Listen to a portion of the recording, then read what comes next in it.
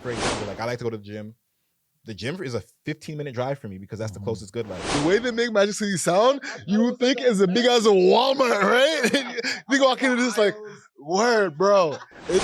Reclaim dead time. I ended up, signing on the dotted line for a property that costed $365, and I only had $25K as my down payment. So, hello and welcome to Lost Over Everything podcast. This is the podcast where we receive stories, tips, and tactics from entrepreneurs who have done it. Today we have Royston Simon on the show. I said the full name this time. Royston Simon. This is You so know what I'm unlike saying? you. It's very unlike you. Yes. But yo, let's not waste too much time. Let's get to the Let's business get tip of straight the week. into it. Exactly. Business. What you got? The business tip of the week this week is actually a little bit more of a mental tip when it comes to running your business on social media. More so a methodology. Mm-hmm. One thing that I've learned from running a marketing company is the fact that social media is run off two core principles: rewarding time on the app and rewarding good engagement. So what I want to instill in people's minds today is, whether you're on TikTok, whether on Instagram, whether on YouTube, the name of the game is keeping people on the app longer, right? So with that in mind, how are you doing that? How are you keeping more people on the app longer? If you're making a carousel and you have 3 slides out of the 10 slides off a carousel, then it's not going to be as much people on the platform for longer. Mm-hmm. Whereas if you have a 10 slide carousel and most of the information is toward the 9th or 10th slide, more people are on that post for a long period of time. So the algorithm will see that people are on that post for longer and will reward you with sharing it to more people. Yeah. So that's just a methodology that I wanted to instill in your minds. With marketing, one of the things that I'm learning now and I'm applying is a hook rate and a hold rate.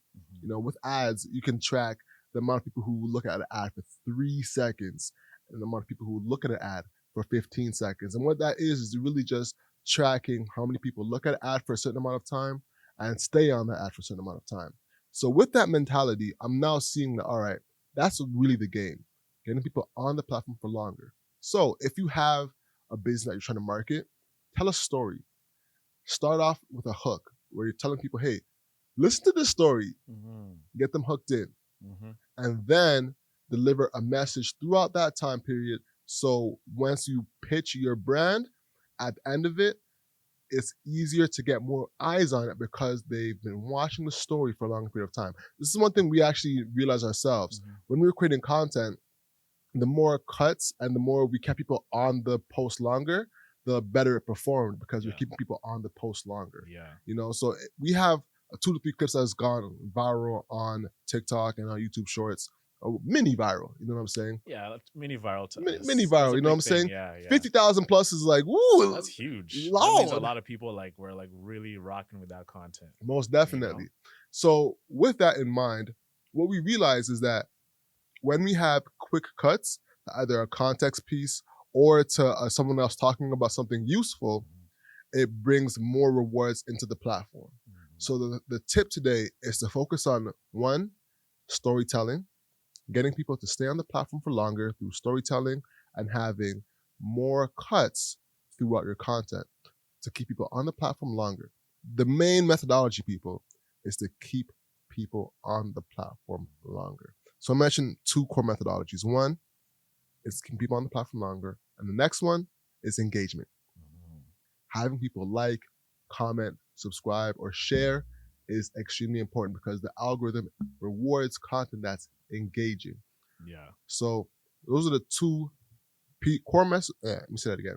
That's the 2 core methodologies when it comes to putting your brand online that can really help you get more visibility and get more sales, grow your business. You know what I'm saying? Absolutely, bro. And also the sharp cuts, it really activates someone's mind because they're like, oh, that starts again. Oh, so it's always a loop and then finish. Start, close, start, close, start, close. By the time they realize it, I need to get to the final conclusion to see how this video ends. Your engagement increases, your watch time. Okay, TikTok, IG. Oh yeah, this guy finished it. Out of 10 people that watched it, 8 finished it. Let me push to the next segment of audiences to see how they're gonna rock with it. Same thing. And that's how you get that virality going because it keep pushing into different audiences and people with the same likes and interests. And you get a well-performing video. Most definitely. Mm. Like, I'm not a golf fan, but I realize that golf is going to do exceptionally well on social Mhm. because what happens is a story gets opened up when you hit a ball. Yeah. Does that ball go into the hole? Mhm. It's simple as that, but a simple story. But people want to see it go through. If you were to cut off that video clip, what someone hits it, you'd be like, "What the hell You just cheesed, happened? yeah. Did it go in? Did it not? Yeah. What happened?" Man, and also like on that golf, I posted one of my golf clips. I was golfing at the Four Seasons, and I had this putt that was like I said. The title was like I got robbed for birdie. So the putt's going, and it takes a sharp turn to the left, and then it lips out. And then I said, "Is this a gimme?" So what it did is like incited conversation. It was a 7-second clip. Someone has to see like, is this a gimme? So they have to watch to the end to see if the ball actually how much of like the ball that it did go in then lip out for it to be a gimme, and it went crazy. I think I'm not on my TikTok account, but I think it's like a 50K views now. Wow. It had like maybe 200 comments, Mhm. but the golf niche is very very good for making content, like for short form content. Pure. I should make more, but it's almost season's already over. Most definitely. Yeah. So we're working towards wrapping up the segment. Once again, the methodology is two things. One, focus on keeping people on the platform longer, and two, reward engagement. And Hmm. that's business tip of the week. Amazing stuff, bro. And yes, you know what time it is, bro. Let's go. It's that time for the Hustle Nation. Everyone, it's Mr. Hustle Muscle ready to give you that Hustle Nation tip of the week. And I got a quick story for y'all, right? So the Hustle Nation tip of the week is reclaim dead time. Mm. So there's a young man named by Cornelius Vanderbilt. A lot of you know Vanderbilt University. It's that family that were one of the wealthiest families to ever live, right? So Cornelius's dad, he started a shipping company, and he started working for the shipping company in like 1794. He was doing a lot of drudge work within the company, but one decision that made he made that really transformed his time at the company was like one day I'm going to be owning my own shipping company as well. So by that decision, he started looking at his job and what he was doing from a day-to-day perspective as exciting and fun, because this was a learning opportunity for him to actually see what he can do, what he can improve, and what he can actually do better when it's time for him to start his own business. So he borrows $100 from his mom to start to buy a boat. So he's like transporting people back and forth over and over. And by the time he turned 21, he paid back his mom the $100, and he had built a small fortune for himself. So by that moment, he realized, like, you know what, it's better to be doing your own thing. And he actually had a famous quote that says, "Never be a minion, always be an owner." Right. So the reason this is the Hustle Nation tip of the week is like a lot of us start our careers by working for somebody. And a lot of that is dead time. You're in a job, you're doing something that you might not like, but you're not really engaged because it's a means to an end. So if you really look at cumulatively your whole life, there's a lot of these hours which you're spending at a job doing something, and just time is going past you. You got to reclaim this dead time as an opportunity to learn.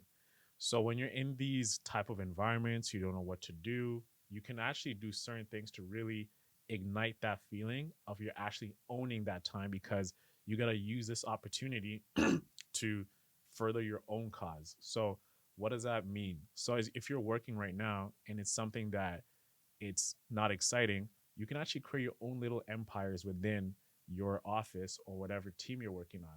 So what does this look like? You can actually take on responsibilities, propose new projects. What you want to do, you want to have domain over a certain part of your job, so you can actually be committed. You can actually understand how decision making works.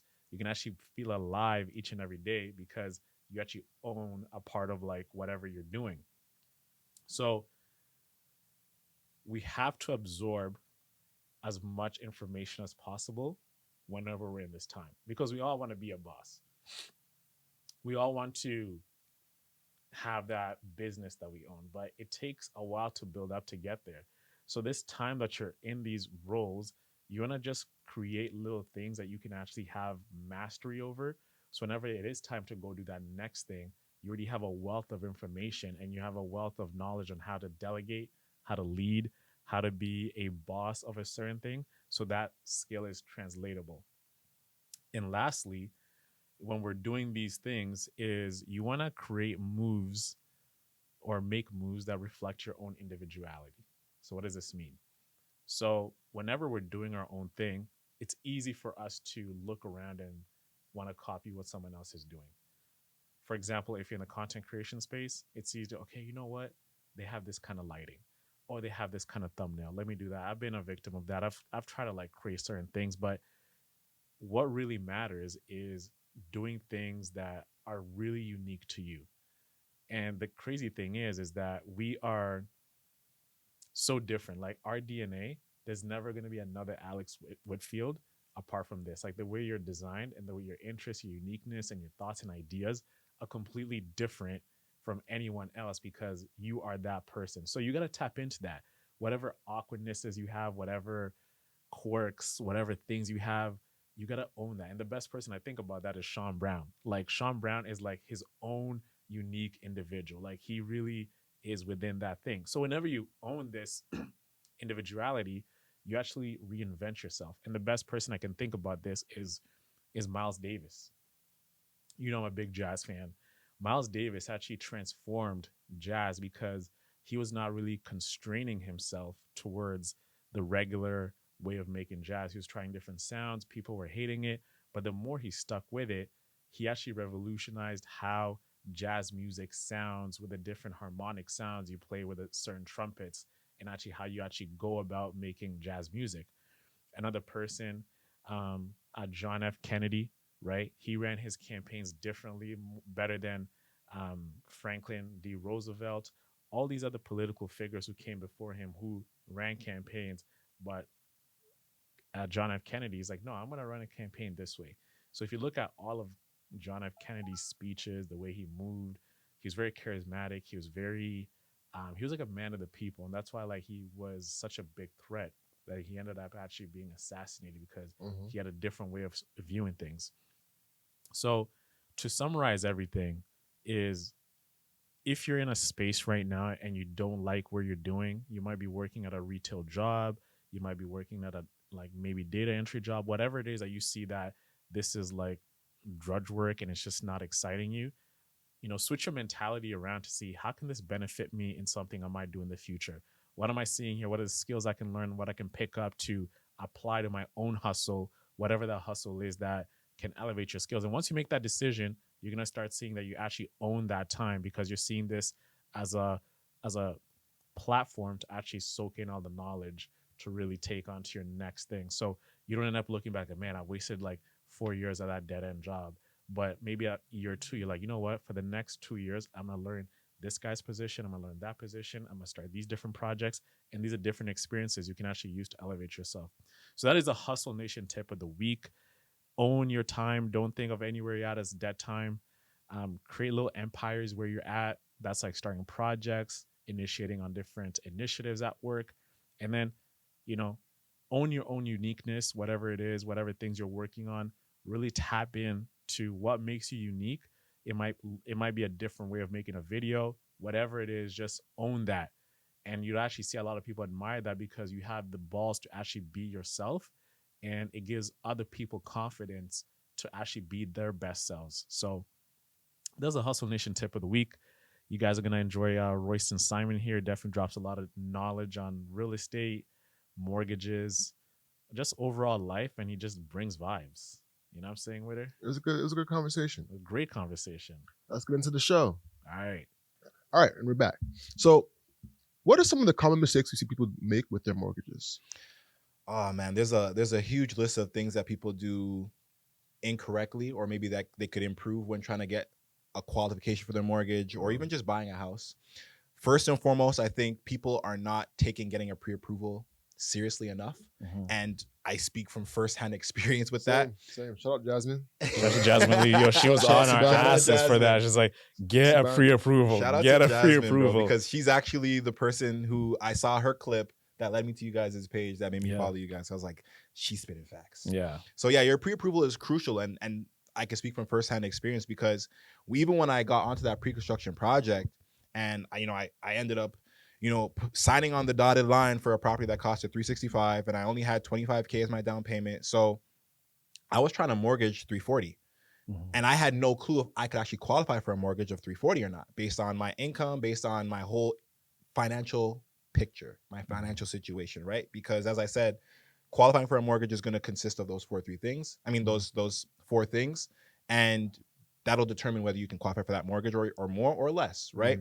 So it was a gamble that I was taking that I didn't even know about. So getting your pre-approval is pretty crucial. So you want to speak to either your mortgage professional or going to your bank to see how much you qualify from in the form of a mortgage, so that you can say, okay, I qualify for this much in the form of a mortgage. I have this much as a down payment. This will be my ideal purchase price that I can make confidently when looking to buy a home. That's the biggest thing, and that's the most important thing, because the last thing you want to do is go say, hey, I'm going to buy this $1 million home, and you actually only qualify to make a purchase of 600K, and you don't have any conditions to get out of that contract, and now you're legally bound to this contract, and if you don't fulfill it, you can get sued, you lose your deposit, and it's just a whole downward spiral of just negative repercussions. So you want to make sure you're doing taking your proactive measures and making sure that you're buying within your budget that not only you can afford, but also that your bank will allow. What do you think is like a minimum budget that, like, as a Torontonian, you would need to just get in the market? See, that's such a loaded question, just because, like, me personally, that's why I don't live in Toronto. Like, I live in Brantford for a reason. Like, I see what it costs and where your dollar goes in Toronto, and I'm just like, I have no interest. Like, I don't want to pay 800K for a condo. So do you feel like it's because you have a family now that you're like, I want to live like a low key lifestyle? Because look at where you're at in life now compared to like maybe like where Alex and I are at. Like we're in our like mid to late 20s now. We don't have a lot of responsibilities. Sure. I have a family. So it makes sense for you to do this. Yeah, exactly. Do you think if you're in our position, you'd argue for like maybe staying in T or maybe Saga? So two things about that. One, I love the fact that you said based on everyone's individual, like, personal preference, right? Like, everyone's going to have their own situation, their own preferences, the things that they kind of want to do. Everyone has their own criteria. And I definitely think people should abide by that, right? Like, what works for me might not work for you. Personally, I never had an affliction with, we were talking about it coming up in the elevator, like, I don't like downtown Toronto. I'm not a fan of paying for parking everywhere I go. I don't really have, the desire to bring my groceries up in an elevator. Like, I just never really had an affliction for downtown Toronto and also condos, but that was just me personally, right? But I also just saw, like, your dollar goes further the further out of Toronto you go. So whether it be Mississauga or Brampton, whether it be Hamilton, whether it be somewhere else, I was always kind of like, I'd rather get better bang for my buck and go for a house, and more actual house, as opposed to going for essentially smaller properties just to be at the core of a city. I'm not that in love with being in Toronto. But it's funny, I bought the house that I have now. That was a townhouse, that wasn't a condo. When I was 26, I didn't have a kid. I didn't have a serious partner at that time. Like, and it was just me. That was Brantford. Okay. Yeah. So I was always kind of married to the idea of just being in somewhere that is maybe further away from the city, because I don't mind the drive, and getting more bang for my buck in my house, as opposed to being at the core of a city and essentially getting a smaller property. But everyone's going to have their own personal, it's hard to tell, like, a guy who loves, like, for example, like me right now moving to Brantford and like it wouldn't work. Being like just by myself. I'm like, yo, what are you doing? Even my mom would get it, but like, yo, Brantford, not even Mississauga. Yeah, you got to go where you can afford too, that's right? True. That's because true. I would love to be in Mississauga or be in Brampton as well too, but the prices versus the price difference is it's marginal. Like, it's pretty big, right? So outside of pricing, what's it like being Black in Brantford? Man, that is not a fun. It's not, and that's that's other things you got to really factor into your decision as well too. Yeah. When I made that decision, I didn't really know much about the demographic in Brantford, and that's definitely something that I'm just like, I don't like it. But do you get looks like, it's like, oh, who's that guy? Yeah. It's not bad looks, but I get people coming up. Like, I had a guy come up to me the other day at the grocery store, and he's like, "Would you have interest, joining a basketball league?" And I'm like, yeah, I would love to, but I'm just like, what led you to ask me that? I hate that shit. Let's unpack that for a second. That. You know what I mean? Why not baseball or nothing like that? Why not your hockey league? You know what I mean? Why not soccer? And why golf? And not even that. Why me out of everyone in this store did you come to me? Yeah. Is it because I'm the tall black guy? You're a tall black guy, grocery store right now? So it's cool, and I think it's also like, I don't really do much in Brantford, so I don't really have to face those interactions as much, because like, I work from home. I have my son. He's at home with me too. If I do have to go out and I do kind of interact, I still have all my friends here. I'll take the drive, like I said. So I don't really do much in Brantford, but that's just one of the things that I kind of just, took on the chin. I was willing to sacrifice and compromise on. Yeah. One thing that I will say does kind of suck about, being that far out as well too, is just like, for example, like I like to go to the gym. The gym is a 15-minute drive for me because that's the closest good life. Whereas when I lived in Brampton with my mom, like there was like three good lives I could choose from, and they were all like within like a 10-minute radius or less. So it's just like, when you're going to these places that are outside of, the core of a city, you're gonna have less accessibility to certain things, and that's just something you got to also factor in as well too. But when I factor in paying, what I pay now versus, having to pay like 800 or 900 or $1 million for a property, it's just like, well, this is where I'm at, and I'm okay with that. No, that's a fact. So let's talk about the triplex. Like walk us through acquiring that property. That property as well. That was a really good learning lesson. Just trying to figure out how to run numbers on a property, because that was run numbers. Like so running numbers. So when you're investing in a property and you're doing real estate investing, you got to figure out, well, what am I investing for exactly? Am I investing for cash flow? Am I investing for appreciation? What are you really in this for? So I was definitely focusing more on cash flow, because with my first property in Brantford, I was like, okay, I ended up renting it out, and I had a tenant that was paying $2,100 and my mortgage was $1,700. And I was like, okay, I'm making $400 on paper. But I also was new to the game, so I was like, okay, I didn't factor in my property taxes, I didn't factor in maintenance, I didn't factor in utilities, because I didn't put that in the contract as well too. So when I ended up taking his rent every month, paying my mortgage, paying the utilities, paying the property tax, I was kind of actually out of pocket like $100 every month, which was cool in the long run because the property was still appreciating, and I didn't have to, face the actual burden of the full mortgage every month, and then also everything else that comes along with home ownership. So it was a good learning lesson to kind of figure out what I need to factor in to actually know if I'm cash flowing for real or if I'm just, net negative every month. So this new property, the one in Sudbury, it was a good opportunity for me to say, okay, you know what, let's look at what my mortgage is going to cost, but also factor in what all of those other expenses are going to really cost me as well every month, so that I know for a fact that I'm going to be cash flowing, and if so, how much. And that's what led me to multifamily, right? Because looking out there, I'm like, okay, we got lower price points in terms of what you're going to be paying for the house. We got lower property taxes, because it's not Brampton, it's not Mississauga, it's not Brantford. Everything is a lot more affordable out there when you're going that far out. But I also got to factor in now property management, right? Because I'm not going to drive out to Sudbury every month or whenever something comes up. Whereas I could have in Brantford if anything came up, like if a pipe bursts and I got to go and rectify something, I got to have someone on deck out there to go and handle that stuff. So I'm like, okay, property management is usually about 1% of your rental income or 10% of your rental income, right? So I factor that cost in, factor in what property taxes are out there. I factor in utilities. If I'm going to not be charging that to the tenant, or if I am, what does that bring my rent down to? So, because if you're going to charge them utilities, that means you got to kind of offset it, right? So if I'm going to make you pay your own utilities and I'm not going to have to face that expense, obviously I'm going to charge you less in rent. So just factoring in all of those things and, adding a buffer into these things, because there's also the unforeseen expenses that come up every month as well too. And saying, okay, you know what, this is my minimum of expenses that I'm going to be facing every month. I need to get this as a minimum for rent to cover those costs or more, so that I'm cash flowing. So that was my first real stab at running my numbers and really evaluating the potential income or cash flow of a rental property, because now I'm more knowledgeable. I've done home ownership from a landlord perspective before, and now I know the things to look out for. So that was my first opportunity to do that. And then that's when I was like, okay, if I have 2 units, which is 2 different sectors of the home, which is a duplex, I'll be getting, let's say, $1,200 from each unit, so $2,400 a month. So if I do that, my mortgage is, $1,500, and I have to worry about those other expenses I just listed, and that's gonna be $500. Now we're talking total $2,000 for the month, and the $2,400 for the rental income. So I'm like, okay, I'm safely making $400 now a month, as opposed to before when it was not actually $400. Yeah.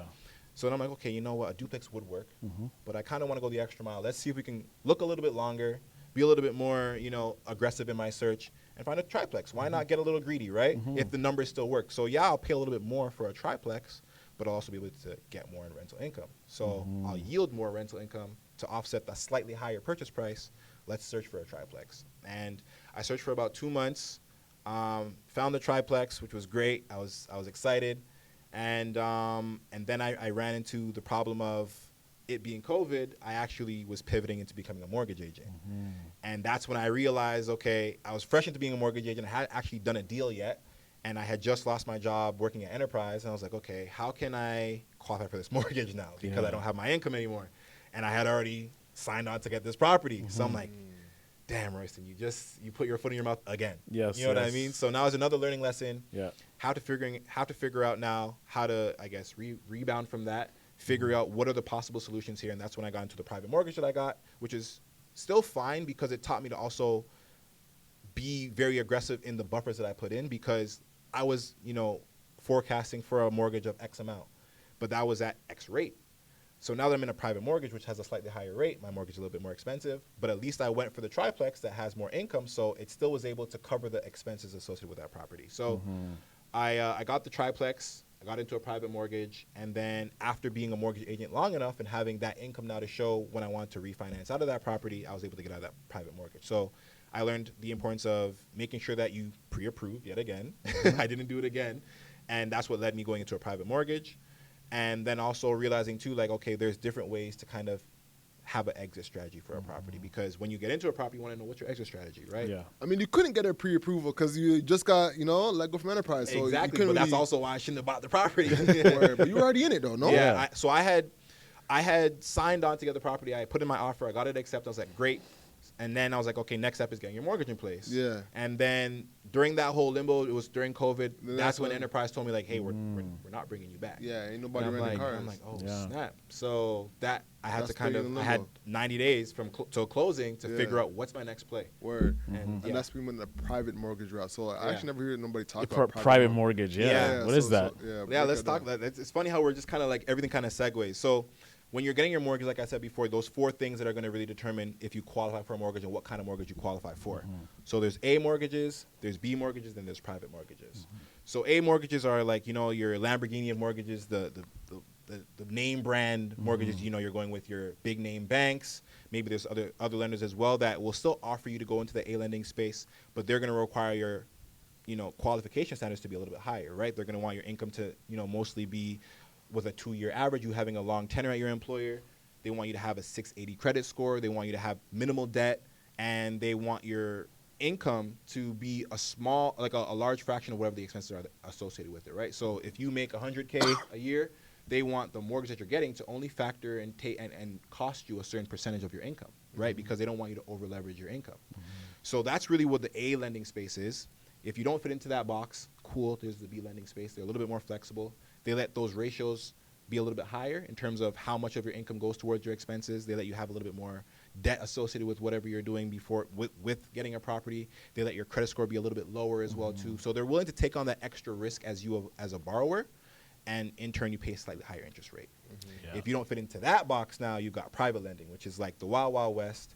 They're like, all things go. We don't care about your credit. We don't really care about your income as long as you got some form of income and you can show that you can pay this mortgage. We don't care about everything else.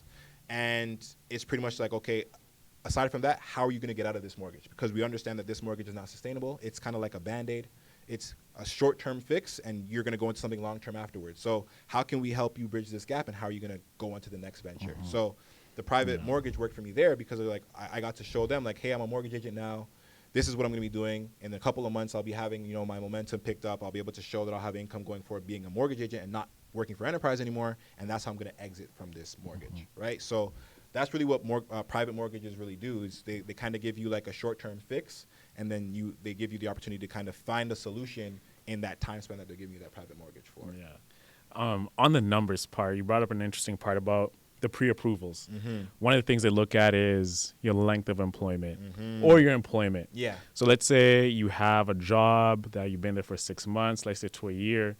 Does the duration of your employment impact whether you're going to be able to get that mortgage or pre-approval? So that's a good question. And honestly, like every situation is going to be slightly different. So there's no concrete yes or no, but it's more so fixated on the fact that is this income reliable? Is this income going to be something that we can count on you getting, right? So that's why more times than not, a lender, especially in the A space, they're going to be like, okay, are you a permanent employee, or are you someone that, is contract work, or are you someone that's still on your probationary period? So that's why the main things you really want to look at is what is your guaranteed income, right? So for people who maybe are new to a job, and let's just say you got a job at let's just stay with Good Life, right? So So I you're used to working. work at Good Life. You did. Actually. You did too. I was an FA at Good Life. Okay. Yes. I was there too. I was just the greeter. I wasn't there for long. It was Oh, you're a motivator? yeah, it was Oh, a okay. short-term fix. I wasn't there for a long period of time. But let's just say you're working part-time there, right? Yeah. And as part-time employees, I guess I won't kind of relate if you had part-time income, part-time employment at some point or another. Mm-hmm. You get your employment and you're like, okay, well, we'll give you 20 hours a week, but you end up working like 40 because you end up picking up shifts. You know, you can take everyone's shift if they were calling in sick, and you know, you might be making income as a full-time income earner because you're working 40 hours a week, but what are you guaranteed? So that all goes out the window if you don't have that 2-year history to show that, yes, this is how much hours I actually work. So if you don't have that 2-year history to prove that, they're going to say, okay, well, what are you guaranteed? So it's the 20 hours that we're really going to go off of. And that's really what the lender or the bank is going to factor in as your income. They're not going to look at you, you know, your pay stub saying that you got 40 hours last week. They're going to say, well, what are you guaranteed, which is the 20. So that's why you really have to make sure you do your pre-approval, because you might think you make X amount of money and you can handle X amount of, you know, debt or X amount of payment for every month for your mortgage. But what does the lender recognize as your income? And that's why it's really important to get that pre-approval, because what you think is your affordability and what you qualify for is much different than what the lender might qualify you for based on your situation, right? So startup entrepreneurs are at a disadvantage, eh? Yeah. Yeah, I'm straight- not going to sugarcoat it. I'm going to tell you It's straight. gonna be tough. As a self-employed individual, they want to see that 2-year history. And if not, there's the B lending space where they'll take your 6-month average and they'll annualize it, which is great. But to be in the B space, you've got to have that 20% down payment. So if you're going to come with things that are kind of wonky on your income, and you're going to be looking for certain adjustments to be made and exceptions to be made on your income, you got to come with the cash. So you better have like $100K liquid saved up. Exactly. And that's why you can quickly see how living downtown or living in Toronto can be out of the question, because 20% of a 500K purchase is 100K. So if you don't have 100K and you don't have that 20% down payment, you can't be looking there. And that's why you see people like me. I'm like, I'm gonna be in Brantford then, because I know I'm self-employed and I don't want to have to fork out 20% if I don't have to. So I'm gonna go where my qualification fits me best, right? Because a B lender won't give you a mortgage for, like, I know we all talk about getting into a property for 5% down, because that means I don't have to end up saving 4 times that amount to have 20%. But B lenders don't do 5% down. They do 20% at a minimum. And if you're going to be doing 5%, you got to be an A lender space. So you got to make sure you have that 680 credit score. You got to make sure you have, if you're going to be self-employed, that 2-year history. You got to make sure that, you know, your debts are at a minimal, at a minimum, right? So those are all things that you really got to have in your pre-approval, and have that conversation with someone who's well-versed in the mortgage space, because they'll let you know, okay, that's out of the question. Yeah. Or this is really where you should be looking, because what you think you can do is much different than what the bank is going to say you can do. And you need your bank to facilitate your transaction, because who's paying that extra portion for your purchase, right? When you're making a purchase in real estate, your down payment is what you're bringing to the table, and the mortgage is what the bank is coming to the table to make you pull off this transaction. Yeah. And for the credit side, you said 680. I was wondering, like, because we're all like working hard to get a high credit score. Yeah. Does it really matter if you have like a 700 or 800? Like, does that really give you a better advantage of getting like a better rate? Or is it just like, are we really working hard to get these high credit scores for nothing? So that's a good question. The better your credit score, the better it's going to look to the lender, right? So if you're someone who's got an 840, and let's just say we need an exception somewhere else, then maybe you having that strong student in your credit score is going to be the reason why they'll give you an exception somewhere else. If you're someone who needs an exception on your income, has a lot of debt outstanding, and your credit score is a 650 or a 670 or a 680, the lender's going to be like, there's too many other red flags for me to just be like, okay, let's just push this through, or let's give this person an exception. But if we're asking for an exception somewhere else and your credit score is amazing, that is making them more comfortable giving you the exception somewhere else. Yeah. So I really say that to say, like, if not everything is going to be beautiful about your financial situation, then you got to make sure that you're strong in one area if you're going to be asking for an exception somewhere else. So if you're going to be someone that's over leveraged with your debt, and you got a lot of liabilities, make sure your income is strong, make sure your credit score is great, because you're going to pretty much be saying, let's overlook the fact that I've got X amount of debt. If you're someone whose income isn't that strong, at least let's have no debts and let's have a strong credit score, so that we can say, okay, this person might have just be meeting their expectation for their income, but at least we have these strong suits elsewhere, right? So that's why I'm saying, like, it's a combination of these other 4 pillars, It's a holistic and view. your whole picture is really what's going to make a lender say yay or nay to you. And that's why, like, I really strongly advise people to have these conversations proactively with someone who could say yes or no and give you that pre-approval, because that also gives me the opportunity to say, okay, this is what your situation is right now. Let's fix this in the next month or 2 or 3 months, so that when you're ready to make ready to pull off a transaction in 3 months, we fixed it before we even bring it to a lender, right? So that's why having that proactive approach, you can plan ahead, plan accordingly, and fix whatever needs to be fixed and improve on those areas, so that once you actually are trying to buy your property or refinance or do whatever you're trying to do, you're in the best position possible, because sometimes it's a pretty easy fix. Like, for example, I had a client the other day who had a pretty strong down payment. And like I said, it's going to be the accumulation of your whole financial situation, right? They had a strong down payment, but their credit score was kind of bad.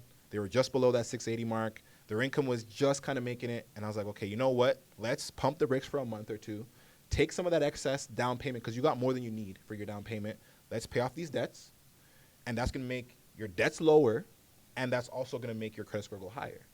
So that when we come to a lender now in a month or two from now, when you actually find a property that you like that fits within your budget that I'm giving you right now, your whole financial picture looks a lot better to that lender, as opposed to you doing something right now, and now I got to explain why your credit score is slightly below the standard that they would like. You've got more debts than they would like to see, and your income is kind of shaky, but you got this big down payment. Because as a borrower, you still got to make sure that the lender is confident that you can pay this loan back. So that's why it's really important to have those conversations in advance. Most definitely. Now, you messed up your AC. How'd that happen? How did you hear about that? Listen, man. So my AC, I kind of love talking about my L's, because like it's kind of funny in retrospect. So I told you guys I got that I got that pre-construction, and I got it for $365 at the time. And like I said, I had $25K as my down payment, so I was trying to mortgage $340. And me just being completely uneducated about this space, when you're buying a pre-construction, you get that opportunity to pick out your finishings and go and get marble floors or whatever you want to get. But those upgrades cost money.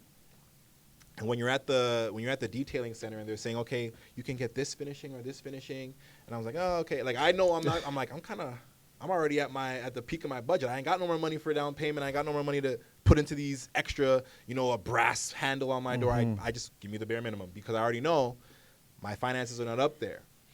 But when she proposed these things to me, I'm thinking that I got to pay for these things right now. But realistically, it would have been tacked onto my purchase price, and then that would have been tacked onto my mortgage, because I'm putting $25K as my down payment, and the remainder of the purchase price would have been mortgaged. So when she said, do you want AC in your house? I said, how much is AC? Because I would love me some AC. She said, that's going to be $5,000. I'm like, okay. I don't have $5,000 to give you today, so it's going to be a no for me. But I didn't realize at the time that would have been $5K added to my purchase price, which would have made me would have ended up making me buy the house for $370 as opposed to $365. Then I would have just mortgaged that extra $5K in the $345 as opposed to the $340. Yes. So I wouldn't have paid $5K today. I would have paid an extra $5K over the course of time with my mortgage. So what I ended up saying no to at the time, thinking that I was going to be paying $5,000 that day, would have actually just been me paying an extra, I think, $30 on my mortgage every month, which I would have definitely did at the time. But that all just goes to say, like, this is why you take the proactive steps to know exactly how everything works in your real estate transaction, so that you know what you're saying yes to, but also know what you're saying no to. Because to this day, so I have that house to this day, and I'm actually living in that house now. And all summer, ain't no AC. I slept on my couch, Just bro. dripping. I slept on my couch. Sweating it was, like, buckets. Hot. It was hot. Sweating. And I'm like, do I really want to go and put the AC in now, which is going to be much more than the $5K? Yeah. Do I want to do that right now when I know I do intend to move in the next couple of years? So I'm like, I just bite the bullet. What do you now. guys do? Like put like the manual fans on the windows? Listen, I got a manual fan on each floor that I got from Walmart. I got one in each room upstairs, because as you know, heat rises. So the rooms upstairs are much hotter than the main floor and also the basement. So that's why I'm sleeping on the main floor on the couch in the summertime by choice. But it's just, I ended up forking out money now for fans in each room as opposed to having just AC circulate the house. Yeah, I want to know, like, how much moaning, complaining, like, oh, it's so hot. Oh my God, babe. Your wife, the kids, your family, like, bro, like, it's yo. bad, because it's just like they'll be complaining, and I'm like, you see me sweating here too, right? Like, don't think I'm cool. Exactly. I'm not self-regulating this heat either. Like, we're all going through it, but honestly, like, It's minimal. I mean, we open up every window in the summer, like it's Yeah. all good. But it's just like there are the few days in the summer where it's brutal, where it's like, bruh, that's But yo, just I think the 5K was like definitely worth it at the time. Like, 100. Looking to in definitely retrospect, like, yeah, like the that future value of like, yo, that 5K was like no moaning, no complaints, chilling, peace of mind, of mind. sleeping. You can't You put know? a price on You peace can't of peace of mind. mind, It's bro. crazy. And the thing Sometimes is, you at gotta the pay time- for that. I'm paying for it now because at the time I didn't have a wife, I didn't have a kid at the time, Yes. so I'm like, it's just me. It's just Even if I thugging it gotta leave out. the house, I'll just thug it out. Yeah. 4 years Bruh. later, I'm like, oh, I got a girl, I got a kid, and they're not having it. Yeah. Now I'm like, I really wish I just took that 5K. Even if I didn't have it, I'm like, I should just put it on my credit card. Credit card. Figure But- it out later. Yeah, I'll figure it out later. Yeah. But you know what? Everything happens for a reason. So, and I don't think I would have learned the lessons that I learned that I know now if I, didn't Yeah. say no to it at the time. Yeah, I'm not. See, like 5K would have definitely put you more in the hole, right? Yeah. Which leads me to the next thing, which is debt. Like whenever you're like looking to buy a house, Yeah. when you're going to a mortgage broker, what percentage of the whole decision does debt play into your like job qualification? Like, okay, it's like, is it like, okay, 60%? Like every decision is like debt. Yeah. If it's low, okay, yes. If it's So that's a whatever. really good question as well, too. And I'm glad that you asked that. So it really all comes down to, and this is why also, again, everyone's situation is going to be different. So it's not necessarily how much debt do you have. It's how much debt do you have in comparison to the income that you make. So for someone who's got maybe a 20K balance on their credit card, that's not that bad to someone who makes maybe 200K a year because you can comfortably afford it, right? To pay off that balance as well as the mortgage you're qualifying for. But if you're someone who's got a 20K credit card balance and you also make 60K a year, now we got a problem because you don't make enough to pay off that debt comfortably and afford the mortgage you're qualifying for. So it's all about it's called a debt servicing ratio. How much of your income is already offset by debts that you have obligation to. So that's why people who have maybe, a big fat car loan end up shooting themselves in the foot when maybe their income doesn't support that. So it all goes back to say it's not necessarily what you think you can afford. It's how the lender is going to view you as someone who can afford the debt that you have outstanding as well as the debt that you're essentially asking for. They're buying the Benz CLS. Bruh. They're not thinking about They're not buying a looking at it house. from a long-term scope. And I got some friends as well, too, who, go and buy, like, their dream car Yeah. a little bit earlier than they probably should because I'm like, if home ownership is a goal for you, which it's not for everyone, which is fine, right? So if you want to go buy that car right now and you're like, I don't care about owning a home, I'm cool renting, cool. You don't have to worry about that because that's not going to come into a factor for you. But for people who maybe go buy that car first, and if that car is a huge chunk of their income every month, then you just kind of shot yourself in the foot that you're not going to qualify for that much of a mortgage if you have the intention to buy in a certain area in a certain price range because that's going to diminish greatly what you qualify for in the form of a mortgage, right? So that's why it's good to have these conversations and figure out what are your goals, what's your situation, and how do you plan to achieve those goals, because doing one thing too soon and putting something else on the back burner can end up tripping you up in the long run. Most definitely. So going back to that AC thing, right? What else can you include in that mortgage? Like, is that a time where you can leverage that mortgage to get more housework done so you can like increase the property value? So I think you're talking about like maybe purchase price improvements. So some people maybe who looking to kind of flip a home, or maybe they're buying a home that's going to need some work when they move into it. There are certain mortgage products that will give you the money for your mortgage as well as some extra money to do these renovations as well too. Really? Yeah? So yeah, that's another reason why it's really great. And I gotta plug myself then. You gotta have these conversations with me or any mortgage professional as well too to see what are the possibilities for you. Not just to get your pre-approval, but also to see maybe what fits what you're trying to do the best. Because not everyone's trying to buy a home to just live in. Maybe some people want to buy an investment property. Maybe your goal is to do a flip. So there's different products out there with different lenders that will allow you to do certain things easier or more comfortably. So for what you were saying, there are some mortgage products out there where they'll give you the mortgage to facilitate your transaction. So you put your down payment. They will give you the mortgage so you can buy the house, but they'll also give you some money to do the improvements to the home. But there's always fine print. So a lot of these lenders will say, okay, what's the renovation budget that you're expecting on this property? You'll give them a clear estimate. You'll give them the rundown because they're going to request it, because they're not just going to give you the money aimlessly and without any actual, structure or structured plan associated with it, right? So they'll be like, okay, what's the expected renovation budget for this purchase that you're doing right now? And you'll say, okay, $60K, because I got to go do a new kitchen, I got to do this, and this is my plan. They're going to say, okay, cool. We're going to approve you for the $60K. But a lot of them are going to make you do the renovations first, provide the receipts, and then they'll reimburse you. So you got to make sure now, as someone who's trying to do this, that you've got the capacity now to pay for that renovation first, because you got to pay for it up front and then get it reimbursed to you, because they're not going to give you the money up front. So a lot of the times now too, they're going to make you give them, you know, an estimate, and they're going to want you to show quotes so that it's all realistic. Because then you got people out there might say, oh, it's going to cost me $100K to do this renovation, and then they'll get the $100K up front, and then it costs them $20K. Obviously, the bank doesn't want to do that. Yeah. So they're going to make you pay for it up front, show the receipts, you got to keep all your invoices, and then they'll reimburse you accordingly. So that's a possibility, but you got to also realize too, like, I got to make sure that I have either the cash to do this still, and it's not all going into the purchase of the property, or I got the room on my credit product. So like maybe having a hefty line of credit, or if you want to put on your credit card, put on your credit card. But you got to make sure that you're able to at least take on the brunt of that project and be able to do those renovations up front, and then worry about getting reimbursed afterward, because that could be a lot to chew for a lot of people. And I don't think people need to realize that they're not getting that money up front. More times than not, they're getting it at the end of the project, and then they'll get reimbursed. So you got to make sure that you can do everything initially. Yeah, it's a lot to stomach because them contractors, boy. Bruh. That's the first 3 letters. Yeah. It's deadly. You know what I'm saying? Yeah, exactly. And that's something that I had to learn as well with the Sudbury property, because even though I got that triplex, I had to do 2 of the units all over again, because they weren't not that they weren't livable, but I just saw that you could get more rent if I put a little bit of money in and make this place a little bit nicer. It wasn't they weren't livable. Listen, I gotta be transparent, right? Because I don't want people to think it's all glitz and glamour. Yeah. Like, going out to those places that are not in the core of the city, you're gonna have a lot more properties that are run down, a lot of properties that are outdated, and it's gonna be on you to kind of put that work in to kind of attract better types of, you know, clientele. If you want to have, if you're gonna have a property that's not that great, you're gonna get tenants that are not that great that want to live in there.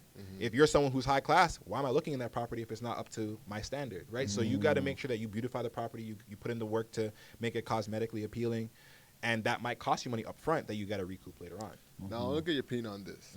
So there's this new program called, this new platform called Life at Key that we interviewed on one of the owners of. Okay. And dang, that was a good crack. Yo, listen, I'm getting You know old. what I I'm told you. saying? That's from all the jumping and everything. Yeah, it's a lot. Getting washed.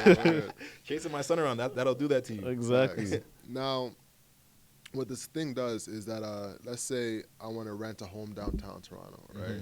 They'll buy the home, and then you can rent the property, but you can put like an investment into the property, like almost like a, you know, like a micro investment. Let's say 10K, 15K into the property, and that will go towards the actual property.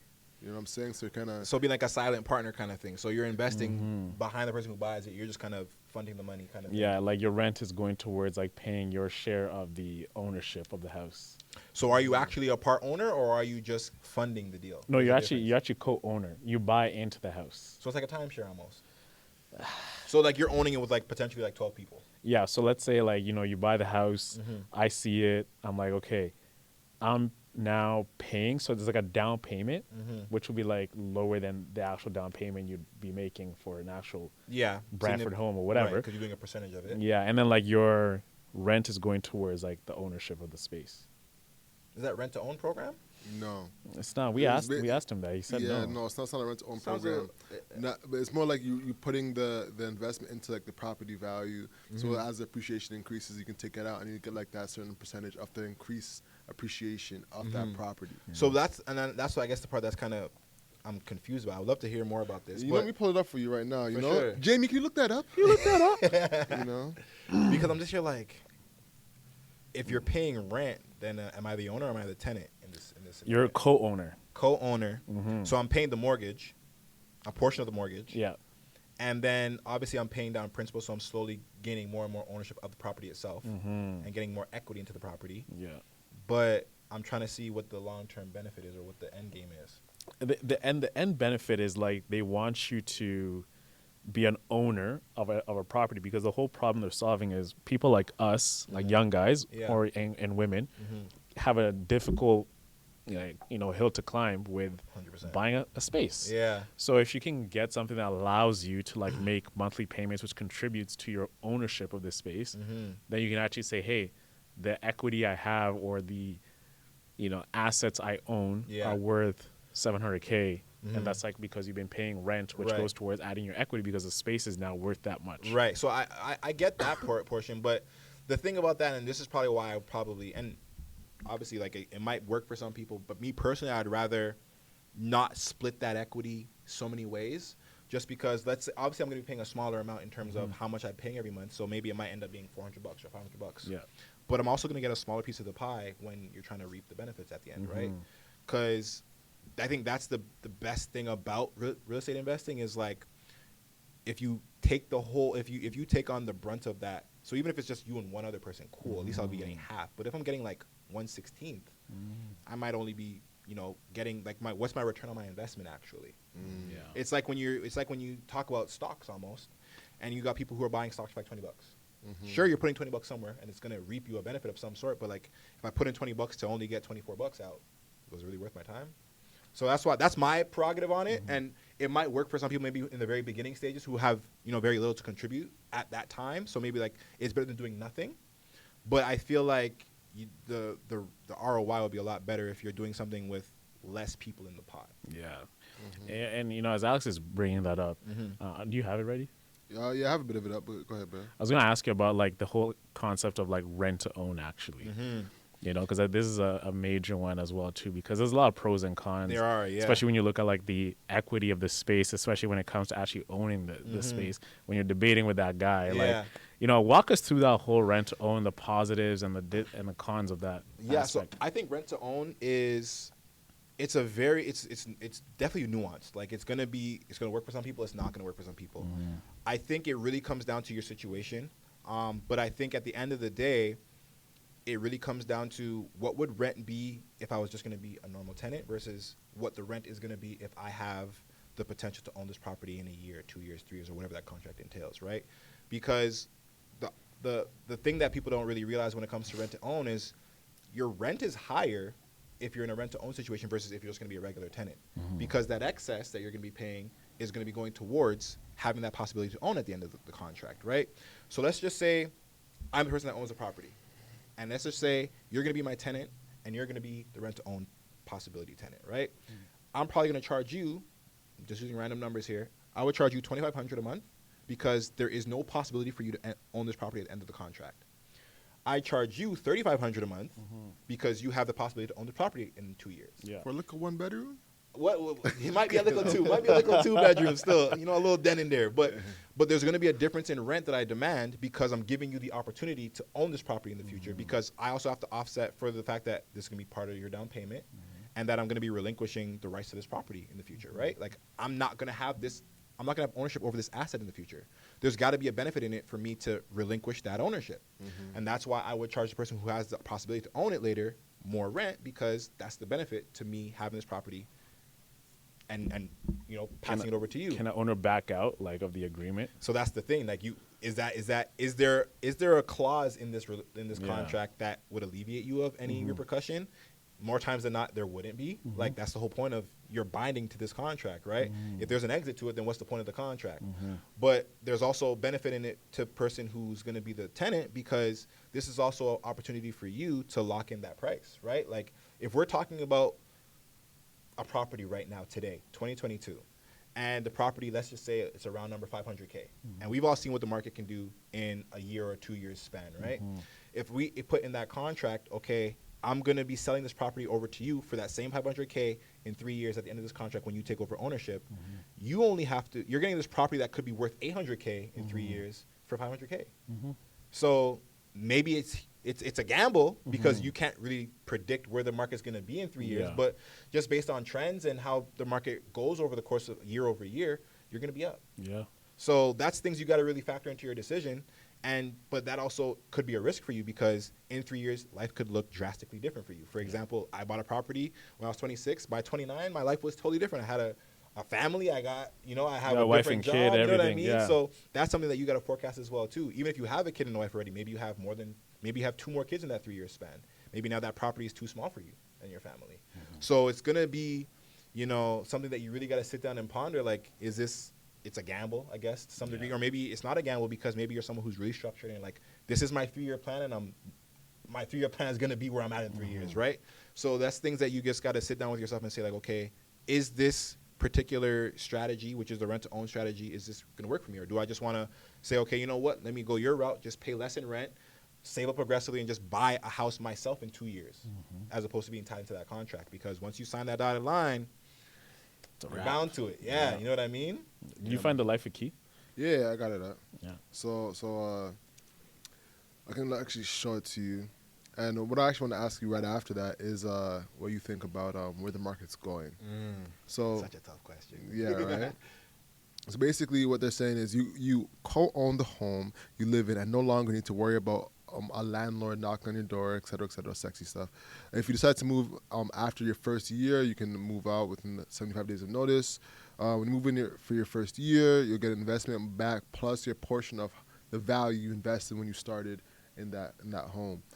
If you need to move in your first year, depending on where you live, there's a 5% penalty if you move out. You know what I'm saying? So basically, allows you to move in quickly without a mortgage. That's Right. like the benefit of it, and invest in that home to build equity within it. But It sounds a lot like rent to own, to be honest with you. And I think the reason why I say that is because it sounds like it's just the two people. It doesn't sound like it's maybe spread that thin between. no, it's more like key, and then like probably like a asset manager or like Right. something like that is buying the property. Right. It's not like like a REIT or like a ton of people are investing in Timeshare or it. something. You know what I'm saying? Yeah, Okay, yeah. in that case, then then maybe that sounds very similar to a rent to own situation. Which, Yeah. if it is, like, you It's gotta like ask right. yourself It's like those right in questions. the. It's like a middle ground between the two. Yeah. You know what I'm saying? Because they don't. I don't know. The rent to own, you can still get kicked out. This is because the other person's the landlord of it, right? I mean, you can get kicked out if you're falling behind on payments. If you're just not honoring that contract. Facts. Yeah, If you follow your payments with a mortgage, you're getting kicked out. Exactly. Bank's taking that back. 100%. So yeah, exactly. Word, man. So yeah, that's basically the thing. You want to take a quick look at yourself, bro? I'll take a look. Honestly, just based on how you described it, it sounds a lot like the rent to own situation. And then I think I take back what I said about owning it with several people, because that doesn't apply anymore. If it's just you and one other person or two other people, Yeah. it could make a lot more sense as opposed to splitting the pie 12 ways, right? Yeah. And you know the thing is, bro, you have to live in the crib too. Yeah, that part Like- that part makes more sense, Yeah. because that's what I was asking, like if it's with 10 people, who lives in the property? That means you have to go get a tenant to live in there, because not all 10 of you guys can live in there. That's like a hostel, right? But yeah, like I think if it's just you living in that property, and this is that's what's at stake, and that's also the benefits of it, it makes sense. It could make sense for some people. So let me say, because I also think too, like the benefit to rent to own as well too is like sometimes when you're just a regular tenant, you don't have the same flexibility to be creative in this space. You can't decorate things to your liking. You got rules in place. But if you and that person that you have the agreement with is under the understanding that you're going to own this property in a year, 2 or 3 years, you can go ahead and paint that wall green. You can go ahead and do things because you're going to own that property in the future. And also, as someone who would be the landlord, so to speak, in that scenario, I have more confidence in you being a good tenant, because this is your place in a couple of years. You're not going to go punch a hole in the wall. You're not going to, people have a tendency to kind of be more careless when they're not the person who's going to be living there forever. Facts. But if you have the potential to be living there forever, you're going to be a lot better of a person who habitates in that space. So that's also another benefit to people who are in the rent-to-own situation, maybe as the landlord in that scenario, because I have more confidence in you as a tenant, because you're going to take better care of the place itself. Yeah. So when we're talking about renting, when is it advantageous to be a renter than an owner? That's a good question. Yo, you guys are on point with the questions. I like this. I like this. I think it comes down to a couple of things. One, where are you in terms of home ownership, right? Like, I have people that call me just to have like a discovery call and just to see like, okay, this is my situation now. What would you advise? And I think it really depends on how close are you to home ownership. If you're someone who has maybe $5,000 saved up, you don't have a down payment that's going to be reasonable for you anytime soon to buy in maybe this specified area. So maybe in that case, if it's very urgent that you need to leave wherever you are right now, you need to go and leave the nest and you need to go live somewhere else, and you can't afford to own right now because you're not in the position to do so, then maybe, go ahead and rent. Like, I'm not someone who's hyper sensitive about, you need to be home ownership, because I realize home ownership is a huge responsibility. Yeah. So I think that's something that you really got to factor in. How close are you to home ownership if that's your goal? And also, too, like, where are you in your life right now? Like, do you have the capacity to be a little bit more flexible? Maybe you're someone who doesn't know what you want to do for your career just yet. So maybe you're going to bounce around from job to job just now, and you don't really know exactly what you want to do. Maybe renting is a little bit more beneficial to you, because maybe you might get a job that requires you to move 60 miles out of the city, you know what I mean? Or maybe you're going to have a job that's going to require you to travel that much. Maybe it doesn't make sense to be a homeowner at that point. Like, a flight attendant, for example, you're barely home. Yep. So why would you be a homeowner? So I think figuring out what your lifestyle is and what you forecast your lifestyle to be it might make sense for you to not really prioritize home ownership right now. How old are you? If you're someone that's 22, maybe there's not that big of an urgency for you to become a homeowner just yet. If you're someone who's got, a kid on the way, you're late 20s and you're in your career solidly, yeah, and you have a down payment saved up, then yeah, I would say, like, you know what, why not go for home ownership? Because the benefits to that as opposed to renting would be huge. But if you're someone who's, at a more free flowing or free spirited time of your life, go ahead and rent if that's what you need to do. I'm a big proponent of staying in the nest until you can buy and own wherever you're going to be moving to, which is what I did. But I realized that not everyone has that luxury, right? Like some people, at 18, their parents say, you got to figure out what you're going to be doing. Or maybe some people are just like their home situation isn't healthy. And I'm a big advocate of, like, if you're not in a, mentally and emotionally healthy environment, like, you need to evacuate no matter what the situation is, whether you're ready or not. Like, you can't suffer that burden any longer. Then maybe renting is in your best interest, because I don't want you to stay somewhere that's toxic or somewhere that's not healthy for you longer than you need to, just for the sake of saving up for home ownership. Like, that's not a fair trade. So I think it's a lot of questions you need to ask yourself. But if it's someone that's close to home ownership, I'm always going to push in that direction, because I see the benefits of it long term. But I also understand that not everyone has that luxury, and it might not fit for everyone at that particular time. So I would say, do what suits you best. No, most definitely. So to my question, where you see the market going. Before you answer that, I actually want to, get a reaction to this news article. Yeah. The headline reads, Bank of Canada hikes interest rate to 3.25%, triggering higher payments for more borrowers. You know what I'm saying? Yeah. What's your reaction to that? Man, I literally just my reaction to how, even you just reading it, that is my reaction every single time. You're squirmish. It's rough. As someone who is a direct, I suffer the direct repercussions of that rate hike every single time it happens. Like, it's tough, because that just changes your whole financial landscape. Like, I'm a strong budgeter. I'm like, okay, you know what, Royston, I'm making X amount of money this month. These are my expenses for the month. Okay, cool. I'm already forecasting my income versus my outflowing money and my expenses. And I want that to be as consistent as possible. I want that to be stable. But then I realized, like, these guys are going to go and announce another rate hike. And I'm like, all right, well, that expense is going to increase a little bit more. So that's either I got to make more income to offset it, or that's just less money that I have for saving or investing or for fun, right? Or even just I might be going even deeper into the hole for some people's situations, right? So it's tough. And I just think it's really insensitive almost. I had a conversation with one of my clients that they closed on their property 2 months ago, and they had their pre-approval done. They had their approval done 90 days in advance to that date, right? Because you can get your approval for your mortgage as soon as you get your offer accepted on the property, right? So he got his offer accepted in March. He didn't have to close until June. He actually had something pushed back, so it didn't close until July. So from March, he's like, okay, cool. We had his approval done. His mortgage was going to be X amount of money. But between that time, the rate changed so much, which also changes what his mortgage was going to be. So what he thought he was going to be paying in March, when he actually closed in July, his payment was way different. And granted, it was a rental property, so it was an expense that he's going to have offset by rental income. But it was just like what I thought I was going to be cash flowing on this property diminished incredibly quick, because the rates changed so much in that 4 month span. So it's just like, and that's a rental property. Never mind people who actually live in their property, have kids, have other expenses to worry about, and they have to deal with their mortgage payment almost doubling from March up until where we are now in September or October, sorry. And it's just like, how much further are they going to push it?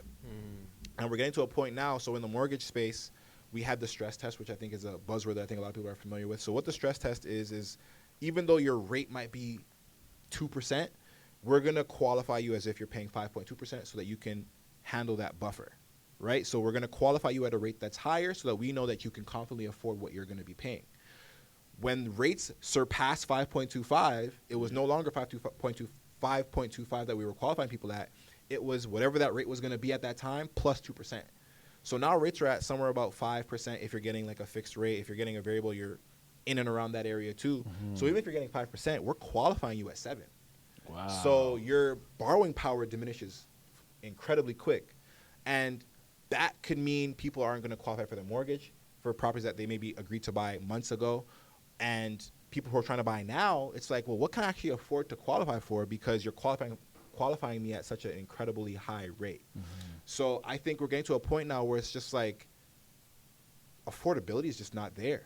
So how are people going to buy anything? So then prices are gonna have to come down, a lot. But even when prices are coming down, so are people's affordability in the bank size, right? So yes, a property that may have costed $1 million is now costing $800K. But also that person that could have afforded $1 million before, their purchasing power has decreased because the qualifying rate is higher. So even as prices are dropping, so are people's buying power. It's like it's still on. Yeah, we still can't afford certain things, Word. right? So that's why I'm just like the sustainability. I don't see it there because it's just like how high can you really push rates and also still maintain affordability for people in the lender's eyes, right? So I do think we're gonna cap out at a certain point where it's just like nobody can afford anything except for the really rich people, which is already a problem, I think, because then you got just the rich getting richer. But also too, I think it's really insensitive for the fact that like I'm talking mostly about people trying to buy new properties, right? But I think what's really not being focused on enough is the people who have properties, have had properties, and their mortgage payment was X. And even though they weren't looking to buy another property, their mortgage is still jumping at a high rate incredibly quick every single month or every couple of months because they keep raising interest rates. So if you're someone who bought a house in 2015 or 2016 and you've had your property already and you still have a mortgage, but you have a variable rate, your rate is still fluctuating. So people who maybe were paying $2,000 a month are now paying like $3,200 based on the rates that happened. And it's just like, what about those people who had nothing to do with this and still have to face the consequences of increased interest rates? Because you're not just affecting people who are looking to buy, but you're also affecting people who already owned and were just minding their business. So I think it's crazy. And that's why you're seeing a lot of people selling their houses out of panic because it's just like, I can't afford this anymore. What I was comfortably affording for the past years, past maybe even decades, I can't afford now because rates have gotten so aggressively high that this doesn't fit into my budget anymore. So it would be better to get like a fixed rate essentially. It Like could you can be negotiate it. yeah, exactly. So fixed rates, and this is the trade-off, right? Like if you go with a fixed rate, you're still not safe in the sense because when that term is up, so let's just say you get a fixed rate for 5 years. At the end of that 5 years, and you have to go you renew your mortgage, you're not renewing at what your fixed rate was before. You're renewing at whatever rates are at that time. So let's just say you're somebody who had a fixed rate in 2017 and your fixed rate was 3%. And you're coming up on the end of your term now. You got to go and renew at a 5 now or whatever the rates are at the current moment. So it's just like you don't get to avoid this no matter what position you're in. The banks were looking at you. Oh Yeah, yeah, they're like, oh, you Like thought Birdman. oh, you thought I was feeling it you? was done. Yeah, man, it's crazy. So it's just like I think there's a lot of people who are going to really be facing some tough times, and it's only looking to get tougher as they keep raising these rates. Sorry, what was that? I think it was camera. Yeah. All right, let's take a quick break. Yeah. We'll be right back. Bro, I was gonna say, like, there's like this one joke I was seeing. Inflation is so crazy that Leonardo DiCaprio is even dating 26-year-old. Yo, that's a good That's joke. hilarious, I never man. heard that I one. was gonna add that in there, but like, Yo, go ahead and throw it in there. That's a good joke, bro. Inflation's crazy. you know, What was it saying though? Was it saying that was there any message on it on the there's camera? no message. It just stopped recording. That's interesting. Yeah. Maybe it's either the battery or the memory card. We'll I see. checked it. We had like 30 gigs. 30 gigs? Yeah. All right, bet. Yeah. All right, so we good. And we are. Where do we leave off? Renewing if you're on a fixed rate mortgage. All right. So let's talk. Let's continue the conversation about renewing on a fixed rate. You know what I'm saying? Yeah. Yeah. Word. yeah. Oh, you got, what do you want to say? And I was gonna say that there's a joke going around that inflation's so crazy that Leonardo is now dating 27-year-olds instead of 25s. It still hits. Every You t- gotta still change hits. the- You know change what the I'm saying? criteria up. It's getting Bro, hard it's out here. approaching 25. Oh, you're out. It's like now he's gotta go for That guy's- 27-year-olds. That guy's cutthroat, bro. Yeah, I word. would die when I seen that. Word, bro. But yeah, man. So, did it just? I don't know what's going on with this. I heard something again.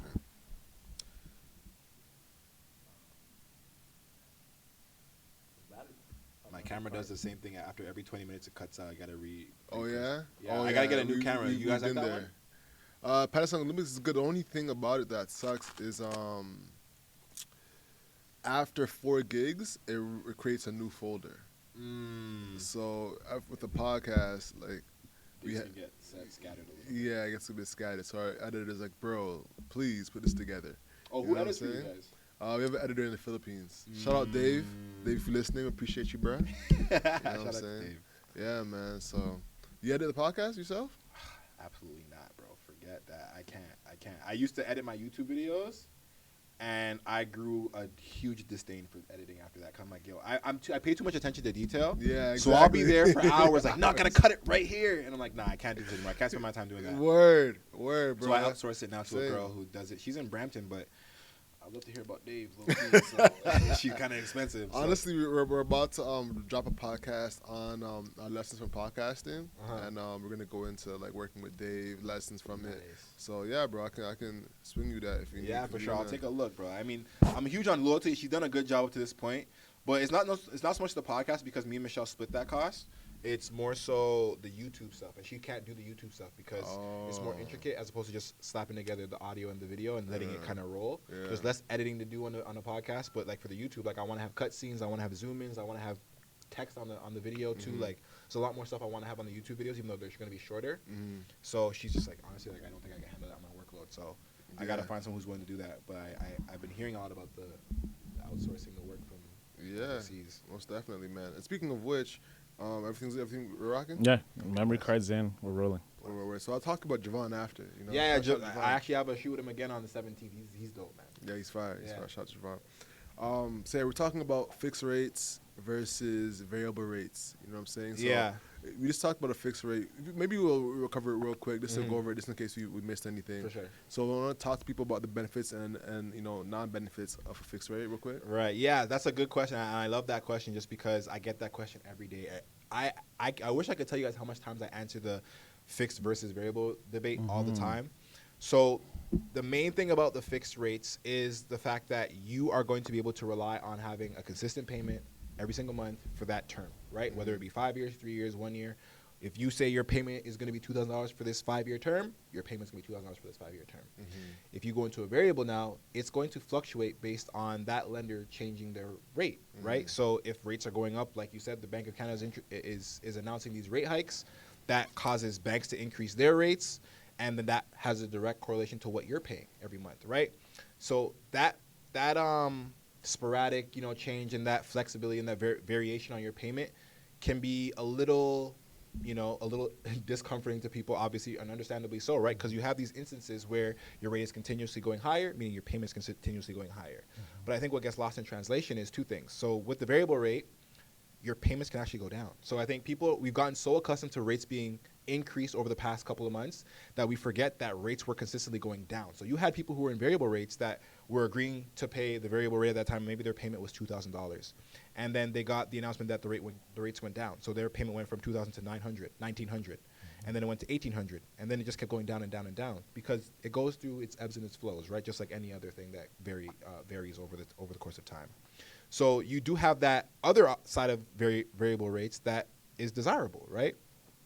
Also, when it comes to variable rates and versus fixed is because of that variation that happens with the rates, variable rates are typically 1 or 2% lower than whatever fixed is at that time.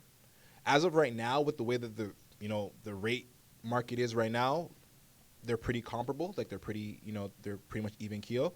But, in the beginning of the year and even just up to recently, like variable rates were about a whole % cheaper than what fixed is because they understand that they're going to have times where they're a little bit higher and there's going to be times where they're also a little bit lower.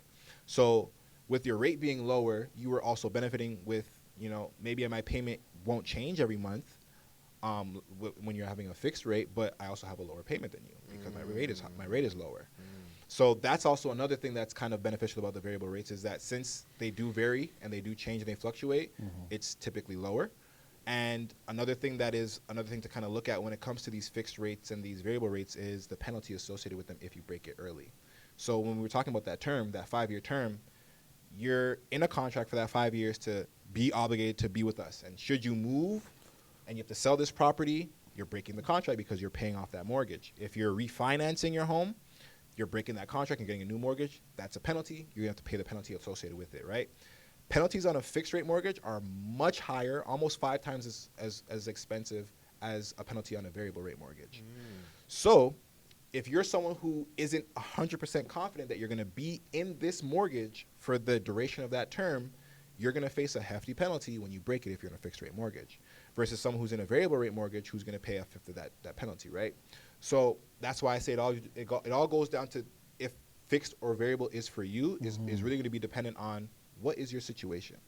So if you're someone who's looking to just get into their first property and you plan to move in 2 years because you want to upgrade your property and get into a bigger house, you want to upsize, and you're going to break in that mortgage, then go with the variable because your penalty will be significantly cheaper. Or if you're someone who wants to refinance, go with the variable because you're going to be breaking the previous mortgage to do that refinance. But if you're someone who's in your dream home, you have no desire to move anytime soon, maybe you're retired, maybe you got, the kids are leaving the nest and you're chilling where you're at, you have no reason to move or anything like that, go with the fixed, right? But it all just goes down to what are you going to be doing, right? Because the statistics show that almost 70% of people do not stay in their mortgage contract for the entirety of that term. Mortgage contracts get broken left, right, and center for whatever reason. There's a huge difference of reason. Maybe you want to refinance it to consolidate some debt, which is a huge benefit of having real estate and having that mortgage because you can wrap other debts into that mortgage, right? So I can pay off all of my other stuff and just pay this one payment in the mortgage that pays off everything for me. So if you're doing that, you're breaking the previous mortgage, penalty. Yeah. You know what I mean? If you're someone who's maybe going to, you want to send your kids off to college, so you want to do a refinance, penalty. You want to sell your home because you see the markets now is what it is and prices have dropped and you're someone that can afford right now, you want to sell your home, penalty. It's a penalty. Yeah, you know what I mean? Tee them up. Right. So, and that this is kind of what the bank preys on, right? Like they're like, okay, because we have every intention to make X amount of interest off of you.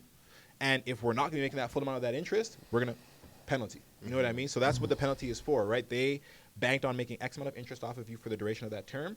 And since they're not making that money, they're going to penalize you before you go about your business and go wherever else you're going to be headed, right? So that's another thing that I would tell people to kind of look into when you're deciding between fixed or variable. I'm in a variable. I'll go with the fluctuation because I know I don't plan on being here that long or I have other plans and other aspirations. I'm probably going to be breaking this mortgage before 5 years is up.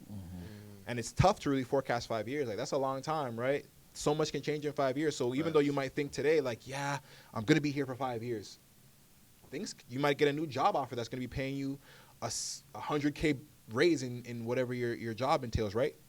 I'm moving, meaning I got to sell this house, meaning you're breaking that mortgage, penalty. So like there's a lot of things you really got to factor in, and I think just based off of that unpredictability, like maybe variable is the way to go. But if you're someone that is like, I'm not going anywhere, I'm in my 50s, even if I get a job offer somewhere, I'm not moving, go ahead, stick with the fixed. Now, tell us about your podcast, Cognitive Capital. Shout out to Michelle for Faruja. Faruja. Shout out, Michelle. Michelle's like one of those people, like, you make online friends, but you don't like meet them in real life, but they end up being like your biggest supporters. Someone is like the online people always end up being like your biggest champions. Bro, and it's funny you say that because that's exactly what Michelle was. Just to give you a little bit of background on Michelle and I's relationship and, Cognitive Capital, because that's the team that I joined on with her. So she was a mortgage agent well before I became a mortgage agent. She's actually the one that got me in this space and got me thinking to join that space, because she had seen my YouTube content. She was like, yo, like, you're very knowledgeable about finances. You're good with numbers. I think you'd be perfect for this space because you're personable, you're sociable, and I think you would be really, like, well-versed in connecting with people who need to understand this better and facilitate their transactions. And I was like, all right, cool, whatever. Like, we just followed each other before that. I'm like, who's this person giving me advice? Like, how are you going to tell me where I should be? And we don't even really know each other like that, based off just you see me on social media, right? And, she kept, just planting the seed and just telling me, like, yo, look into it at least. Like, it doesn't hurt. And I was like, okay, cool. And in the light of COVID, with me getting laid off, and I'm like, all right, let me see where I can pivot to because I got the time anyways. I looked into being a mortgage agent, and in doing so, I had to figure out where I was going to join to become the actual mortgage agent, right? Because you can get your license, but it's not until you actually join a brokerage or a team that you actually become a mortgage agent. So since she was the person that kind of planted the seed and had been kind of talking to me about it the whole way, she's like, yo, join my team. I'm like, all right, cool. I like your vibe. We talk a lot about it. And you kind of are the person that kind of sparked my interest in this space specifically in terms of being that profession. Let's see what it's all about. And joining her team, we really clicked from a business standpoint. We have very similar mindsets. We're really both someone who's really aggressive in terms of, setting goals, progressing, and actually putting action into place to achieve said goals, and just learning. Like, we both have just a really strong knack for learning about this space and just have that passion there. So we were talking one time where we're just like, we just have our conversations where we're just talking about different things in the mortgage space, in the real estate space, me having the mortgage and the real estate investing, pedigree that I have, and her not really having that much of it, but being more well versed in the mortgage space. She's just like, yo, we have so much to talk about. And I was just like, yo, I wish people could be like a fly on the wall, just hearing us talk about conversations. Because we know like this is important and valuable stuff. And that's actually what she named her cognitive capital brand for. Like she was just like the cognition of knowing about money, not just in the real estate space, not just mortgages, but just money in general. And she was like, yo, like, we should just have a podcast. I'm like, I pretty much do it on YouTube. I'm like, let's make a podcast. And she was also like, she's like, I love the fact you can just get in front of a camera and just talk. And she was nervous about that, believe it or not. And she was just like, she was teaching me about mortgages, and I'm like, let me kind of be that person for you in terms of content creation. So we got to kind of feed off of each other and, let each other's strengths build up each other's weaknesses. And we just kind of said, okay, cool, let's just, invest a little bit of our time and our money into getting the equipment and putting the time into kind of record a podcast or two, and just from see there what happens. We see what happens. And here we are, completed season 1.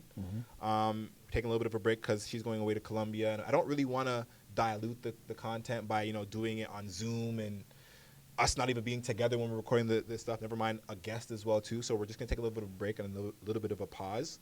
But we both have just grown this love for podcasting, and we're just like, yo, like, it's amazing. And that's why even like I was like, yo, take a look at these guys over here, because like I said, I followed you guys' podcast, and I was like, I love what they're doing. I love how everything's set up. We're talking about similar aspects of the business space. We're both trying to figure out and educate and spread knowledge on similar things. And it's inspiring to see other people doing things that you can look up to and be like, yo, we like that.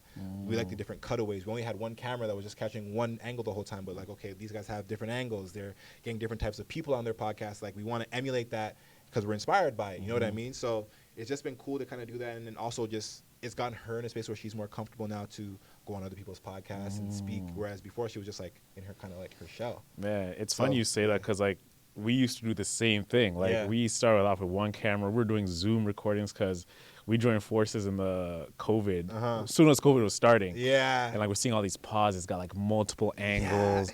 Like we're using Blue Yetis, and like they're using Shure SMB7s. We're like, yo, man, when we get to SMB7s or Shure mics, it takes time. It does. Like buying one camera. Okay, now I got to get a second camera. Okay. I was like, bro, I don't care, bro. We're buying this camera. Like, figure it out later, Yeah. And it's just like about taking like force of action, like just being aggressive and doing it. Yeah. Because it's like for the better of the brand and the product at the end. Exactly. And I love what you said there. Like, I think people really misunderstand. Like, you're investing in yourself. Like you said, you started off with, like, let's just start. First and foremost, like, I'm a big advocate for just start. Like, just start. You'll figure it out along the way. Because you don't become an expert by just, trying to plan everything out and, do everything to a T. You got to put yourself out there. You got to make the mistakes, and you progress as you go along. But also, too, like, you got to invest into yourself as you walk that journey. So maybe you don't start out with a huge camera crew, and you don't start out with the softbox lighting and, the big cameras that are nice and fancy. Maybe sometimes you just start out with your phone and a little mic that you have on your earphone piece. You know what I mean? Like, because you're going to progress, and as you go along, you can go ahead and upgrade certain things, because if you wait till you're ready, opportunity's going to pass you by. Fam, Ernie Leisure started with three phone cameras. Bro, and look at where those guys are at now. Yeah. They're a huge inspiration too. Like, they're like a behemoth now. Yeah, they're crazy, and I love it. I want to go to one of their seminars. That's on my bucket list for like the next year. InvestFest? Yeah. Yeah, we went to Atlanta. You went to the first one. You did? Went to the first one. How was that? It was great. I met T.I. It was crazy, bro. Like, T.I., I dapped him up and everything. Like, we became boys, and it's good times. And the thing is, like, that does wonders for your confidence too. I heard that you were boys. I'm like, the boys at TIA. You know what happened, right? So we go to Magic City. We're like, bro, we're not in Atlanta. We don't go to Magic City. You're in Magic City? We're in Magic City, bro. Run the story real quick. I gotta hear this one. Let's go. So I think this is the first night, right? Was it first or second night? Second night, I believe. Second night. It was a Saturday night. Oh, man. So we already went to the festival, and now we come back to the hotel. We get some food. We're like, okay, boom. What do we do? One thing we knew we wanted to do was, like, we want to go to the strip club, right? We saw one nearby. We go there. It's kind of ass. Like, we're kind of like, let's go to Magic City. We get in an Uber. We go to Magic City. We get in. First thing we see when we get there, it's kind of a small venue. You know what I'm saying? It is. The way they make Magic City sound, I Yeah. thought it was like it's a as big as a mansion. Walmart, right? I'm You like, walk they in, got it's like, aisles. word, bro. Yeah. It is like a condo gym. It's like a condo gym. serious? Yeah, Yeah. it's Yo, about that I- size, right? Yeah. I was It's bamboozled. it's 'cause I thought about it was it's about actually the room, the width of this room, the whole thing. the whole thing. So, no way. but with a little bit more depth. Yeah, more depth, but the width, like because like the poles are like right in the middle, and then this side is VIP, and then like here is like maybe the bar, and then it extends to the kitchen where you can get the lemon pepper right? wings. Bruh, I was Man. like, this is it? Bro, I can't lie. I was thinking it was massive. I'm pretty disappointed right Nah, now. bro, Yeah. it's a very intimate Still go, venue. but I'm disappointed. Yeah. Word. So Al and I, we get there. We're like, okay, let's just take like $100 in ones. We're out there like having fun, man. You know, strippers are coming to us. We're like getting dances. You know, the whole shebang. Yeah. It gets like maybe 150. We're like, yo, you know, let's go home. We got a big day. That's it. We got a Like, big day or yeah. whatever. So we're in the parking lot, and the security guards like everywhere. Like these, Hold on. What are the security guys wearing? like they have like AK-47, bro. Oh, they're ain't no what? bro. They're like, cause this is an open carry state. Georgia's an open carry state. This is why I can't live in the States. Exactly, right? crazy. So we're in the parking lot, bro, and like the neighborhood where Magic City's at, it's very secluded. It's Yeah. like in the burbs, but it's like kind of like in the ghetto-ish at the same time. Okay, So yeah. you don't know who's gonna run up Yeah, at you, it could right? be- it could be could be either anyone. demographic. It could be anyone. 3 guys around like the whole parking lot with guns. An Escalade pulls up. Maybe like a black Suburban. Let's call it black Suburban. Tahoe. Tahoe. Parks, you know, we're waiting for the Uber. Tell me Future pops out. Bro, check this out. So we're just kind of chilling, and we don't think much of it, right? This guy comes out the car, and he goes to the back of the trunk. Now he's like carrying like Tiffany bags. He's carrying like Louis V bags. We're like, yo, like who's this guy carrying bags in the like 2 a.m. in the morning? We look closer, and Alex goes like, yo, bro, that's T.I. And then I get gas. I'm like, oh my God, like We ain't bro, going home now. it's T.I., bro. And I tell Alex, I'm like, yo, bro, let's go say what's up. He's just like, no, it's not the right time, and whatever. I don't know, like You he was have just security with him? he didn't have security. He was just by himself, right? Remember, it's Magic City though, so Ti is like He's Magic a regular. City Ti, he's Yeah, you know what I'm saying? yeah, He's he's that like- security he's is good. Ti security. Yeah, It's you know what I'm T.I. saying? security, right? Yeah. And one thing I want to add it too is that the security is wearing like army fatigue, bro. Yeah. They are not playing. You know They what I'm have saying? like have the the aesthetic on vests, point. everything, Yeah. their D's, their Like wedge, 6'8", everything. you know what I'm saying? Yeah. Right? So I'm like, Al, yo, let's go say what's up. I'm like, no, bro. Like, you know, he's being too cool. He's just like, Yeah. I don't want to go do Yeah. whatever. And I'm like, I'd probably be doing the same thing. I'm like, bro, we're in Atlanta. T.I.'s right in front of us. Is this We- after you already met him earlier? No. this This is is the his first. time. This Oh, is the this is when first you met time. him. Okay. It's like, bro, T.I.'s right there. Let's go holler at him. He's like, nah, I'm not gonna do it. I'm like, fuck it. I'm gonna go do it. I don't know when this chance will ever Yeah, come of again. course. I'm gonna do it. I'm in Atlanta now. Yeah. Like everything collided, and I'm T.I. standing right in front of me. Yeah. Like, what are the odds? So I go to him. I'm like, T.I. So I'm walking to him. I'm like, T.I. Right? And the thing is, bro, I'm saying it so confidently Yeah. that You think you know him? you think you know him. So get This this. is my boy. Yo, T.I., what up? You remember me? So yeah, the bodyguards are like, yo, this guy. I think this guy might know T.I. So like, You fuck think it. the security guards off? Yeah, So they're I know like, you're yo, confident. like let him go. So I go to T.I. T.I.'s looking at me like, oh, okay, like maybe I do know this guy, right?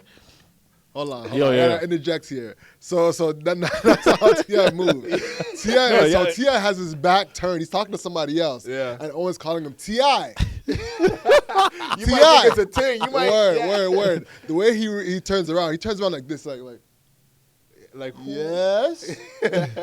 Who is this? Like he was like, yo, who is this? Because remember, Who it's has the the 130. audacity? Yeah. You know what I'm It's saying? them times. It's them times, bro. You know what I'm saying? So he's like, yes, who is this? You know what I'm saying?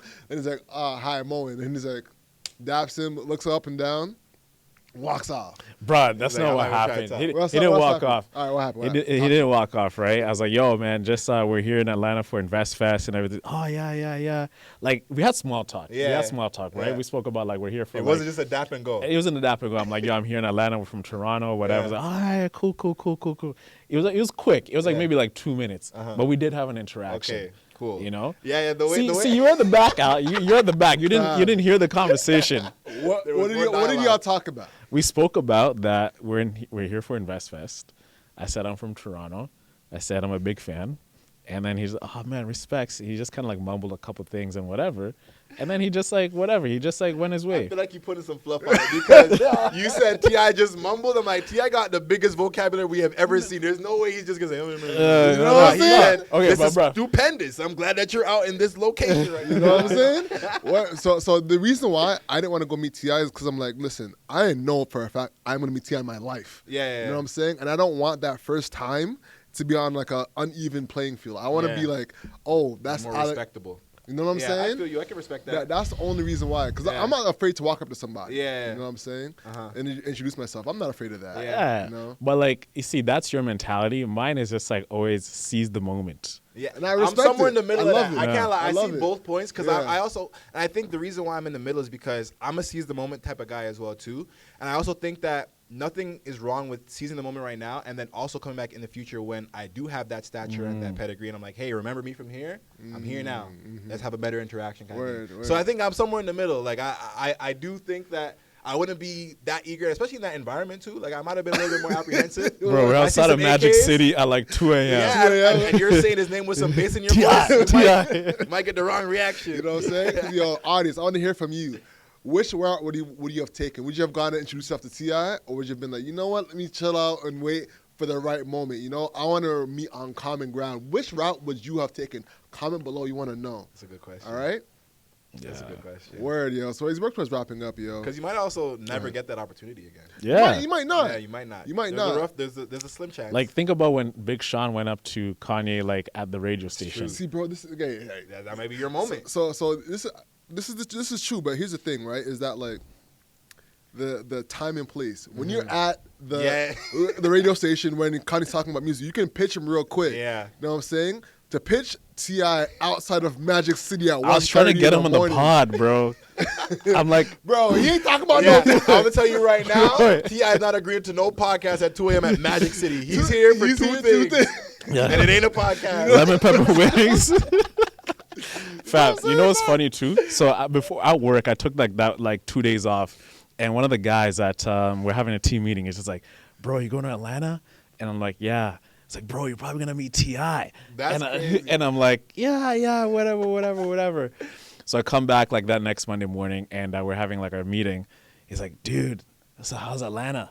Like, I bet. And I'm like, "Yo, I met T.I." He's like, "No fucking way, dude." He manifested it for He's you. just like, no. He was shocked and gasped because like we just spoke about it, and I didn't even think it was a possibility. But like just the stars aligned. Like literally, T.I.'s a star and I'm a star. Yeah, you bro. know. And I think that just does wonders for your confidence. Like just that interaction, it's so crazy how like the slightest interaction can just propel you to do certain things. So I feel like that might have made you feel in a way that kind of got you to where you are today. Kinda. Yeah, because like man, I'm like, you never know what could like be a possibility. You know, I could have maybe like, hey, I have a business podcast. You've done a lot of business things. Yeah. This chat's called Hustle Over Everything. And you'd be like, yo, that's a dope podcast. Yeah. Let me come. Yo, hit me on IG. Yeah. And I hit him up. He opens the DMs. And the next thing you know, we're flying to ATL. Yeah. We get him. And then he's like, yo, let me get you to Rick Ross. Rick Ross. Yeah, whoever. Whatever. Yeah. You know, never there's know like the chain of events that there's you get. different like ways of like materializing things you want, and there's no one path. There's like Yeah. an infinite possible ways, True. but you gotta seize the moments. Very true. That's me. I'll never be ashamed Yeah. of looking bad because I'm like I'm looking at the prize. I'm like Yeah. this is where I want to This be. is the best case scenario. This is the best case. I'm gonna be do gunning it. I'm gonna do it. All right, let's wrap on this. It's a fun topic. Yeah. You know, top 5 rap business minds.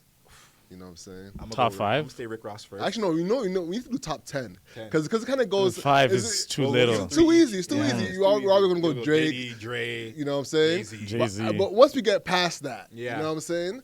Past those guys, who are the actual smartest rappers and business minds? All right. So first, who we got? I'm gonna say Rick Ross just first, just because I was already Rick Ross? talking about him. All right. So your 5 is going top 5 5? first, then we'll do after that.